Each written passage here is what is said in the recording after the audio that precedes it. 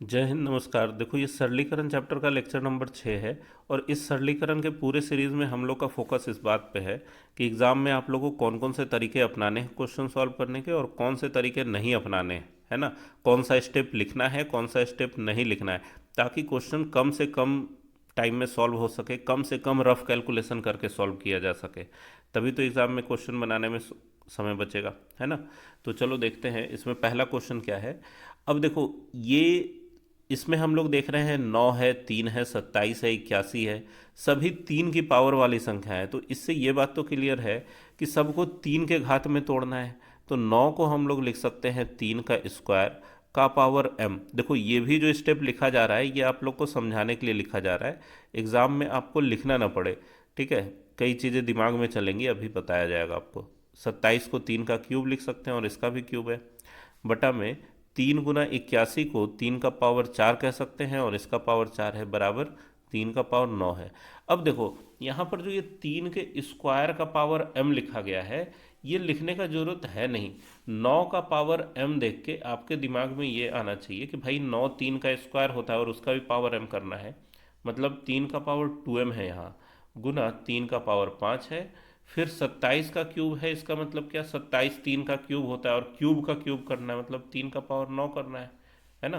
तो ये वाला स्टेप डायरेक्ट आपके रफ शीट पे आना चाहिए, बटा में 3 गुना 3 का पावर 4 गुना 4 16, बराबर में 3 का पावर 9। अब देखो, अगर कोई ये सोचेगा कि ये बटा वाला उधर ले जाके गुना करें और पावर जोड़ें, तो उससे प्रोसेस लंबा हो जाएगा। दोनों तरफ देख रहे हैं कि 3 का पावर 9 है, तो इसको काट के ख़त्म कर दो। और ऊपर देखो 3 का पावर 5 दिख रहा है और नीचे कितना है भाई, 16 और एक 17 है। इसका मतलब यहाँ पर 3 का पावर 2m बटा में 3 का पावर 12 बचना चाहिए, क्योंकि 5 बार ऊपर है, 3 नीचे है 17 बार। तो अगर काटोगे तो नीचे 12 बार बचेगा, बराबर 1 है। अब ये 12 उधर जाएगा, 3 का पावर 12, तो 3 का पावर 2m बराबर 3 का पावर 12 नजर आएगा। और जब बेस सेम होता है तो पावर भी सेम होता है। इसका मतलब ये कहा जा सकता है कि भाई 2m बराबर है 12। तो इससे निकल के आएगा m का मान 6, जो कि ऑप्शन नंबर ए में है। तो आया बात समझ में, किस तरीके से क्वेश्चन सॉल्व करना है एग्जाम में। अब देखो, एक क्वेश्चन ये है, फिफ्थ रूट ऑफ 32/243। ठीक है। अब देखो, इसमें फिफ्थ रूट करना है तो रूट में से वही संख्या बाहर आती है, आएगी जो भीतर 5 बार होगा।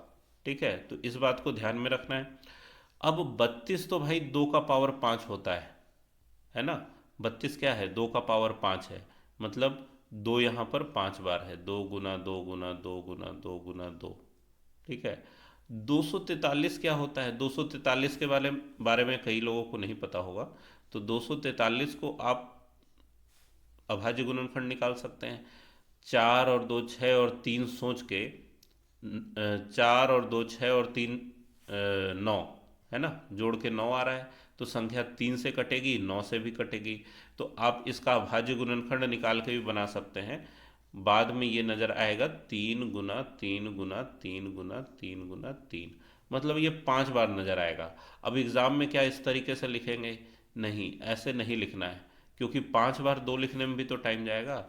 आप सीधे ये लिखेंगे, फिफ्थ रूट ऑफ, अंदर में 2 का पावर 5 है और बटा में 3 का पावर 5 है। ठीक है। और अंदर जो 5 बार है वो एक बार बाहर निकल के आएगा। तो यहाँ 2 का पावर 5 अगर अंदर है तो एक बार 2 बाहर निकाल लो। यहाँ 5 बार 3 है अंदर, तो एक बार 3 निकाल लो। क्या नज़र आया आंसर, 2/3। ये इसका आंसर होगा, ऑप्शन नंबर कौन सा हो गया, डी। ठीक है। तो आया बात समझ में, बस इतना काम करना है, इसके बाद ये और इसके बाद ये। अब देखो, ये क्वेश्चन है काफ़ी इंपॉर्टेंट, मज़ेदार क्वेश्चन है। इसको देखो हम लोग किस तरीके से सॉल्व करेंगे। एक बात तो ये है कि रूट अंडर में x² प्लस y² बराबर 25 दिया हुआ है। तो एक तरीका तो ये है कि y का मान 2x इसमें रख दें, है ना। तब यहाँ पर क्या नज़र आएगा भाई, स्क्वायर, ये रूट दूसरी तरफ जाके 25 का स्क्वायर बनेगा, मतलब x² प्लस y के जगह अगर 2x कोई रखेगा, ये देखो ये प्रोसेस वाली बात है, 25 गुना 25, है ना, 25 गुना 25, 25 का स्क्वायर। तो इसको हम लोग क्या लिख सकते हैं, एक्स स्क्वायर प्लस 4x² बराबर 625। भाई 5x स्क्वायर बराबर 625, तो 5 से 625 कटेगा 125 बार में, और x का मान √125 नज़र आएगा, जो कि ऑप्शन नंबर सी में है।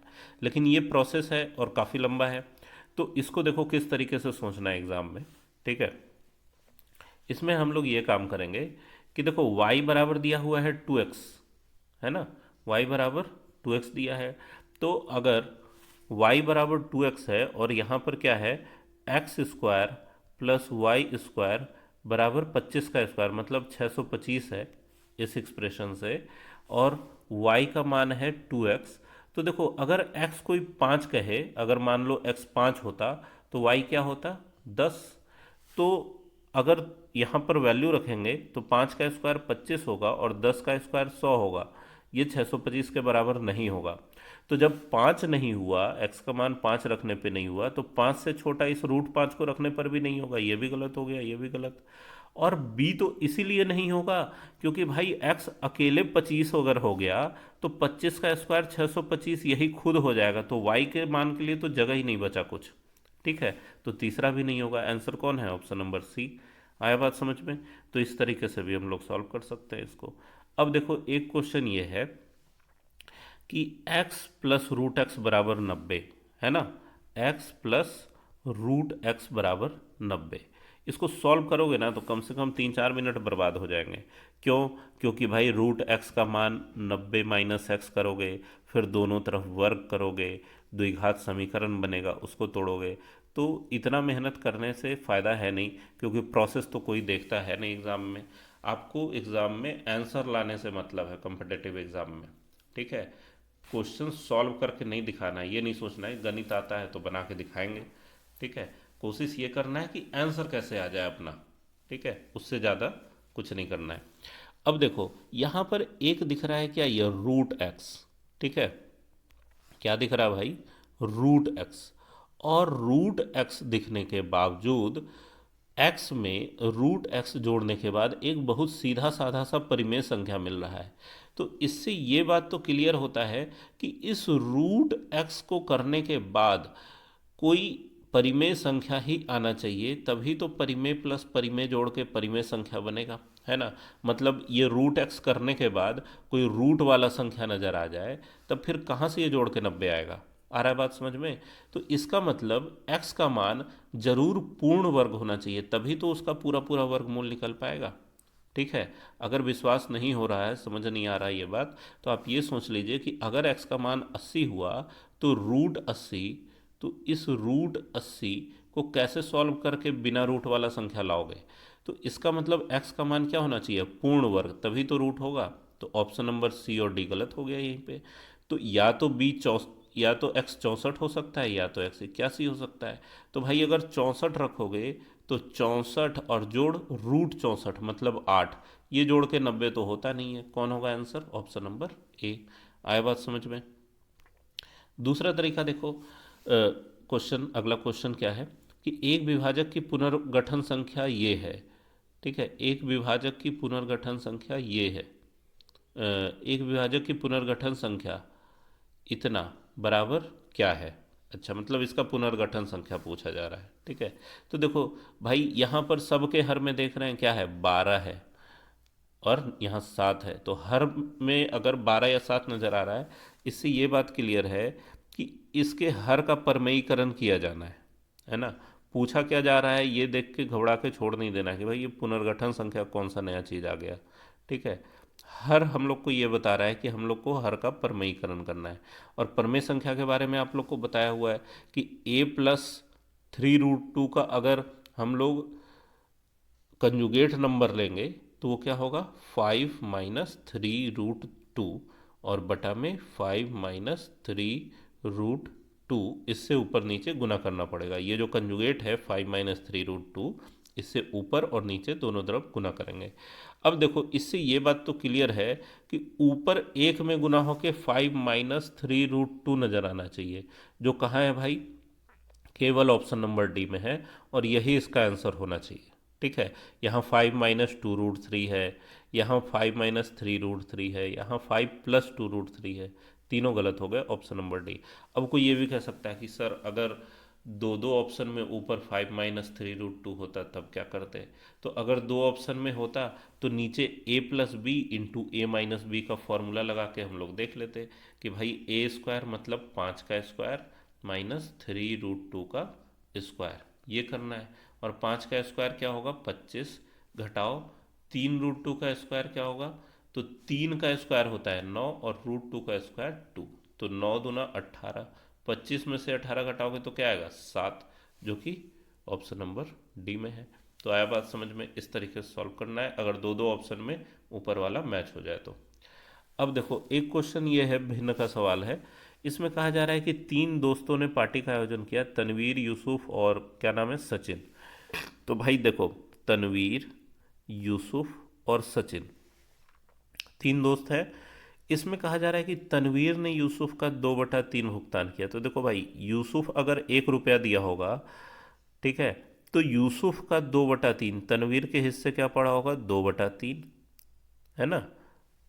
और बोला जा रहा है कि यूसुफ जो है सचिन का आधा है। तो यूसुफ अगर सचिन का आधा है और यूसुफ के पास 1 रुपया है, तो सचिन के पास जरूर 2 रहा होगा, तभी तो यूसुफ सचिन का आधा होगा। अब देखो, ये हम लोग को एक तरीके से अनुपात मिल गया है, और इस अनुपात को सीधा करने के लिए भिन्न वाला 3 जो है बटा वाला, इसको गायब करना होगा। तो सभी में हम लोग क्या करेंगे? 3 से गुना कर देंगे, तो ये बटा वाला 3 गायब हो जाएगा। तो यहाँ नज़र आया क्या? 2:3:3 × 3 × 6। ये तनवीर, यूसुफ और सचिन हो गए। अब यूसुफ द्वारा किए गए कुल व्यय का भिन्न क्या है? यूसुफ का भिन्न पूछा जा रहा है। तो यूसुफ का हिस्सा है 3, कितने में? तो 6 3 9 2 11 में, मतलब यूसुफ का हिस्सा होगा 3 बटा टोटल 11, जो कि ऑप्शन नंबर सी में है। तो आया बात समझ में? इसी तरीके से एग्ज़ाम में आप लोग को सोचना है, ताकि कम से कम रफ वर्क के बाद, कम से कम कैलकुलेशन के बाद आपका क्वेश्चन सॉल्व हो जाए, टाइम बचे। तो पढ़ते रहिए, मेहनत करते रहिए, मिलते हैं नेक्स्ट वीडियो में।